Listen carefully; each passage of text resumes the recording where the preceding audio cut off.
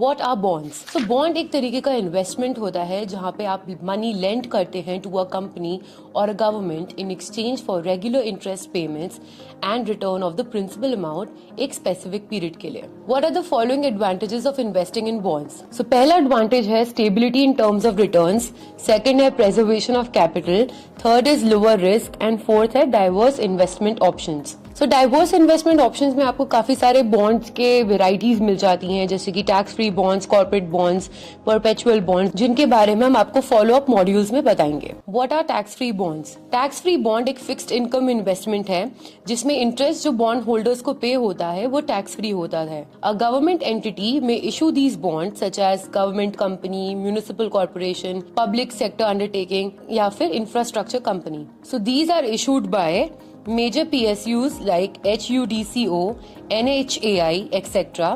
thus carrying negligible risk। तो यहाँ पे जो रिस्क होता है वो ना के बराबर होता है। अब बात करते हैं टैक्स अट्रैक्शन की। तो tax free yield trading at approx 5%। अगर मेच्योरिटी से पहले बुक करते हैं so the capital gains will attract 10% plus capital gains if held for more than 1 years। What are corporate bonds? Corporate bonds are bonds जिनको private companies और NBFCs issue करती हैं। Company corporate bonds issue करती हैं जब उनको money raise करना होता है फॉर वेराइटी ऑफ पर्पसेस, जैसे कि एक न्यू प्लांट बिल्ड करना, परचेजिंग इक्विपमेंट या एक्सपैंडिंग के लिए। Bonds issued by corporations are debt obligations of the company that issued them। How do bonds work? When you buy a bond, you are lending money to the issuer। उसके बदले में issuer एक periodic interest पे करता है bond holder को। At the bond's maturity, the principal amount is repaid to the bond holder। What are perpetual bonds? ये एक टाइप के bonds होते हैं that come with no maturity date and the interest is paid till the lifetime of the bond। Additionally, it comes back with a callback option जहाँ पे issuer जो है वो call back कर सकता है bond को and पूरा entire principal amount पे कर सकता है to the bond holder। What are zero coupon bonds? ये एक टाइप के bonds होते हैं that pay no coupon or interest payment। Instead of receiving interest payments, आप zero bond purchase करते हैं एक discount पे from its face value and receive the face amount upon maturation। In bonds को governments और companies issue करती हैं। What is the difference between government bonds and PSU? Government bonds। Government bonds को both central and state governments of India issue करती हैं with a tenure of 5 to 40 years। Public sector undertaking यानी कि PSU, under this government shareholding जो है generally it is more than 51%। ये highly liquid होते हैं with a tenure of 1 to 15 years। Who is a issuer? Issuer एक entity होती है जैसे कि government या company जो money borrow करती हैं by issuing the bond। Who is a bond holder? A bond holder और investor एक individual या entity होता है जो bond को own करता है, having lent money to the bond issuer in exchange for periodic interest payments and the return of principal amount at maturity। What is the coupon rate? Coupon rate एक fixed annual interest rate होता है जो कि bond issuer pay करता है bond holders को। It is expressed as a percentage of the bond's face value। What is YTM? Yield to maturity or YTM is the total return anticipated on a bond if it is held until it matures। यहाँ पे consider करा जाता है उनका current market price, par value, coupon interest rate and the time remaining until maturity।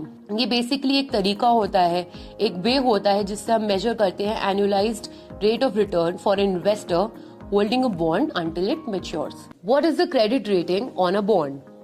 Credit rating जो है वो represent करती है एक अटेम्प्ट टू एस्टिमेट कितना लेवल ऑफ रिस्क इन्वॉल्व है इन्वेस्टिंग करने में और मनी लेंड करने में टू अ पर्टिकुलर बिजनेस और the entity including national and state governments और गवर्नमेंट एजेंसीज।